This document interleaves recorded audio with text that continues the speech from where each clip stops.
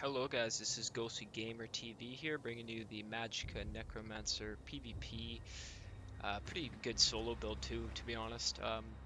Skill fully buffed up, show you guys what we have. We are using a potion for our spell power and spell crit buff.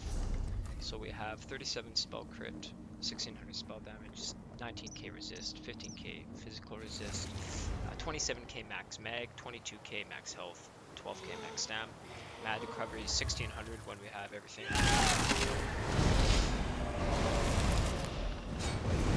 1647 mag. That would be a lot higher if we are fully maxed out vampire, which we don't happen to be yet. Unfortunately, this takes a little bit of time to get that maxed out. Health recovery and stam recovery pretty low. We could use a little bit more stam recovery. To show you guys what we have for gear.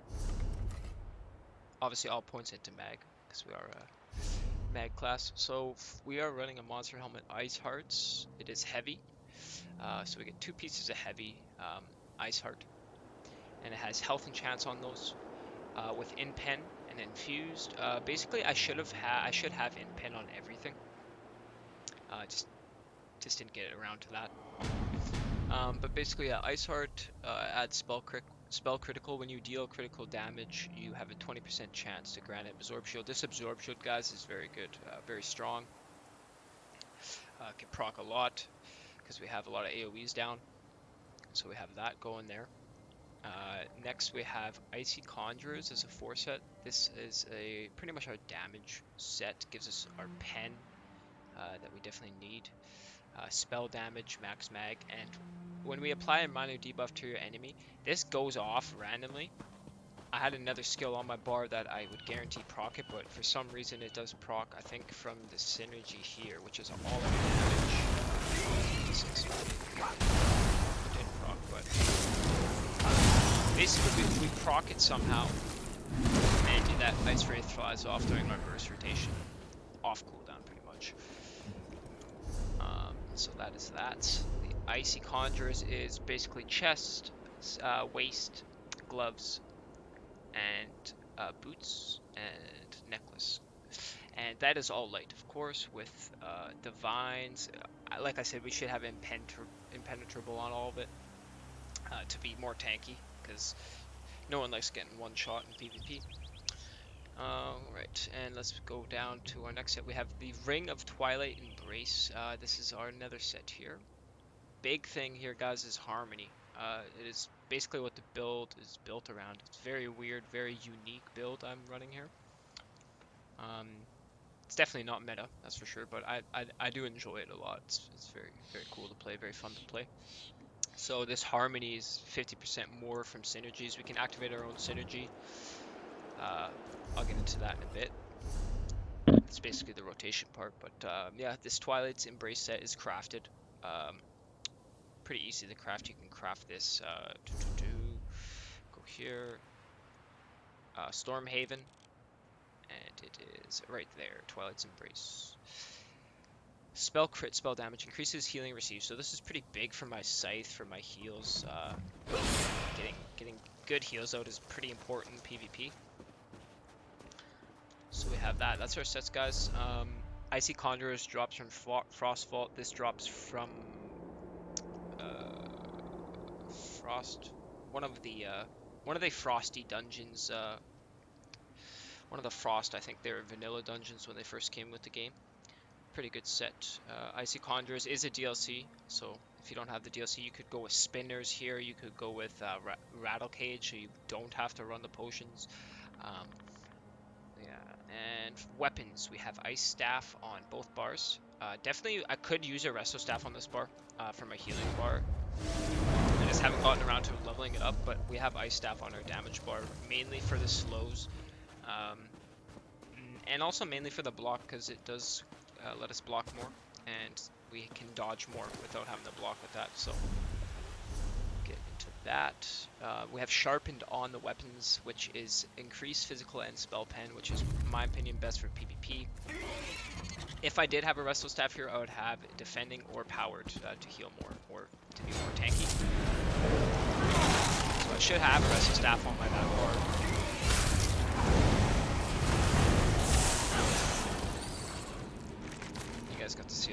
the rotation before I got into it. Then we are running for food. We either can run Tri-Stat, which is, in my opinion, what we need for PvP, so you have more stam. Or you can run this for more damage, more health, double bloody Mara. And we also have Witch Mother's Potent Brew, which is also a good choice if you feel like you are running out of stats or Magicka fairly quickly. So we have 3 different food options. My opinion, the Tri-Stat food is the best. My opinion. This does the most damage. This helps with sustain. This is the, I guess, situational food because you do need to be able to break stuns, roll dodge, etc., etc. Get into the potions I'm using. These things are awesome. So necromancers can't get major sorcery anyway with like class abilities or anything. So we have to pretty much either use entropy or this. So we're using spell pots here.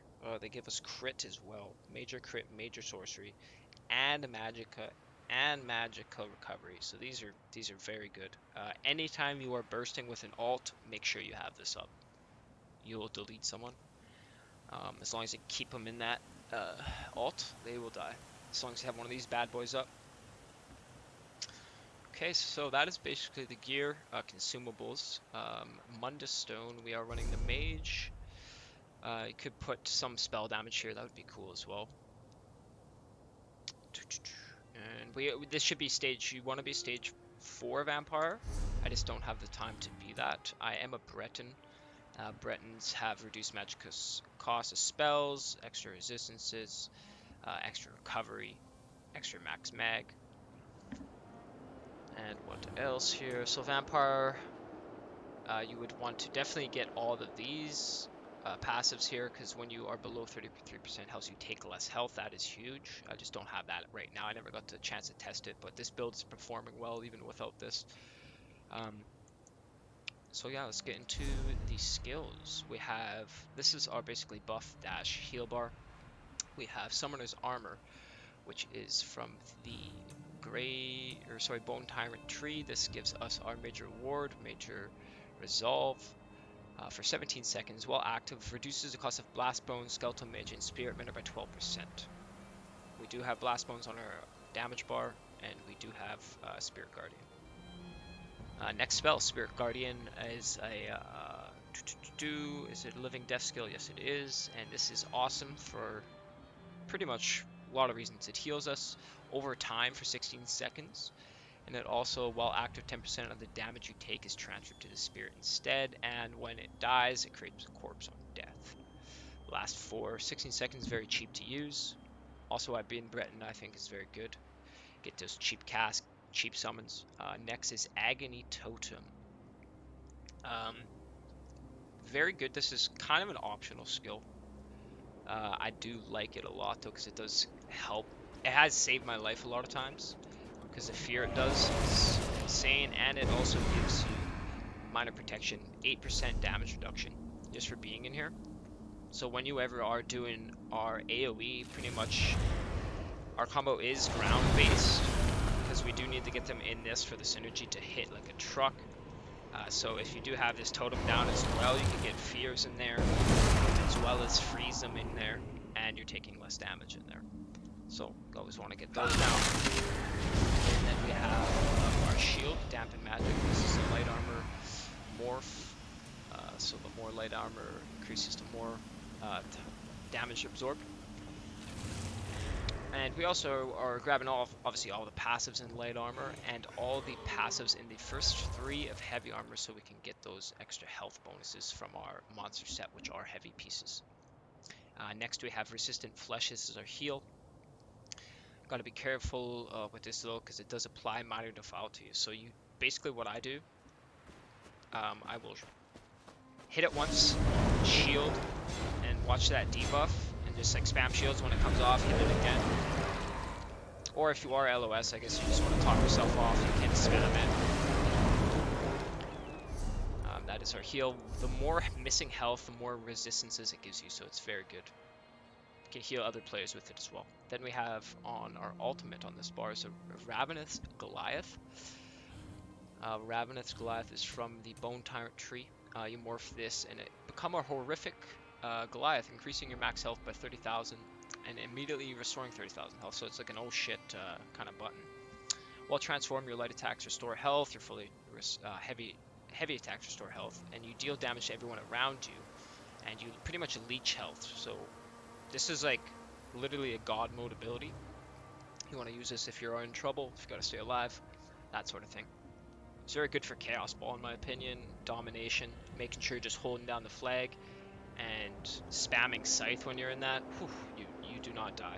It's pretty much impossible to die. Especially if you got your totems down. 8% DR, it's nasty, very nice. Moving on to the damage bar. Obviously guys, we are getting all the passives in all the class specs. I'm just missing one in this one. And you're also going to grab all the passives in the Destro staff, because we are using Destro staff. And you would want to use a Resto staff. I haven't even picked one up yet, as you guys can tell. But I think it would be nothing wrong with having a Resto staff here. It would probably just be all benefits, because it just would increase healing done. And it actually prevents you from draining Magicka more from... You would just get more Magicka if you ever needed to heavy attack with a Resto staff, right? And you can block and it restores Magicka upon other things, so...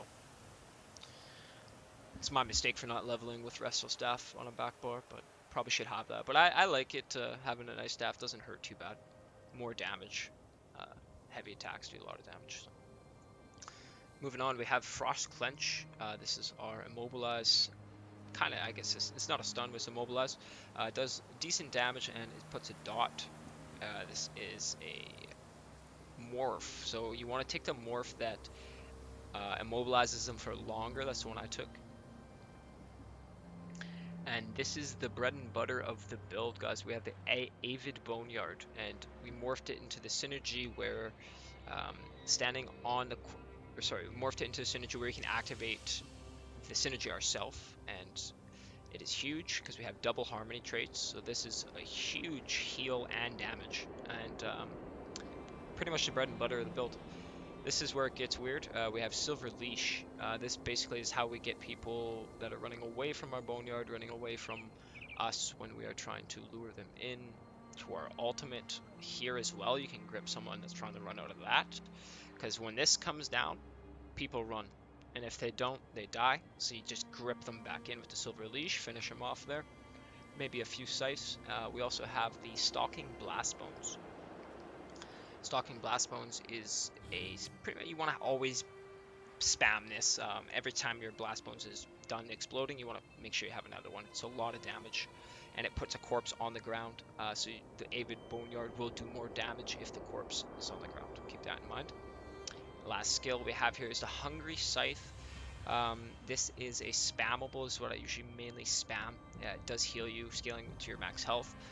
Which is why we don't have like a big mag pool. We are trying to get our health and stam in there decent, so we can make use of the leash, make use of dodging, make use of just being basically throwing out CCs. We are very good team-based fight.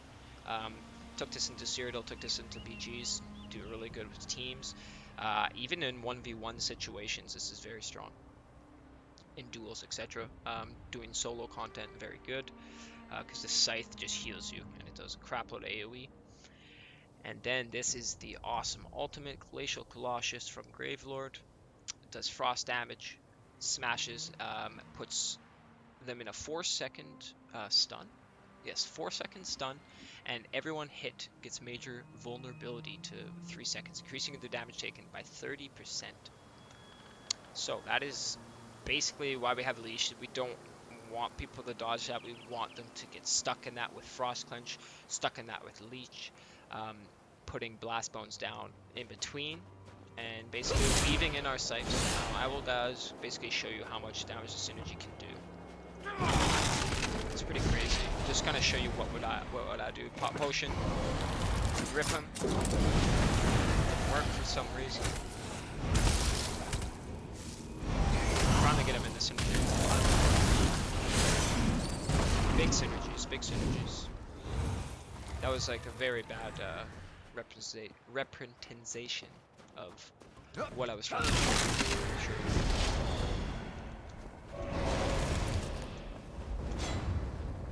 Okay, so boneyard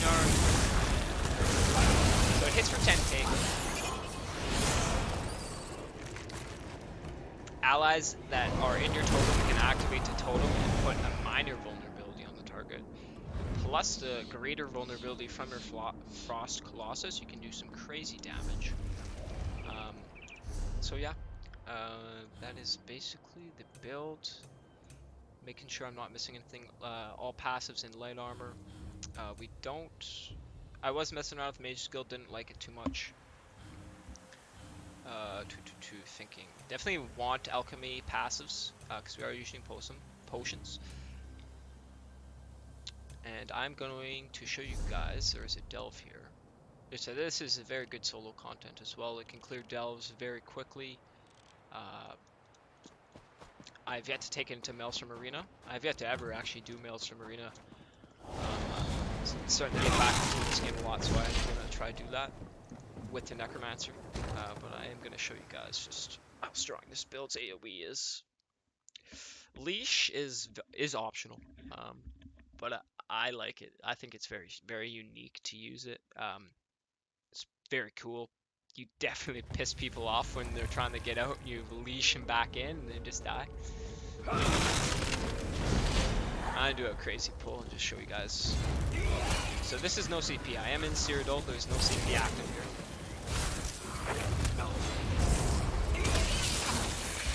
I'm gonna show you guys crazy pulls the Necro can do in an AoE situation. So let's get everything down and then spam side. Is that easy? So we basically what we did, we literally threw Boneyard, threw Alt, hit Synergy, and spam Scythe. And I like swapped over and you just, you know, hit your shields if you need. Throw down these, get a fear. So these fear, huge fear. After that fear, immobilize. They're stuck in the Boneyard. Say they try to run out, you leash them back in. Scythe them down. Just want to keep people in your Boneyard. Very good team. If you have a healer, you are literally a nuisance. And that is the monster helmet when it procs. It does that. It's very nice. Absorb. It does lots of damage. So it's like a melee kind of caster. I guess it's a pretty weird build. Let me know what you guys think. Comment, like, subscribe. This is one of my first little build guides, so let me know what you guys think. These potions are made, let me think. You just need to stack 2 spell power and then 1 restore magicka ingredient, and you should get the essence of spell power. I will comment down below the actual ingredients when I find that out. But thank you guys for watching, and this is I'm gonna call it the SOULREAPER Necromancer build. So I hope you guys enjoyed. GhostlyGamer here, and thank you guys for watching. Until next time.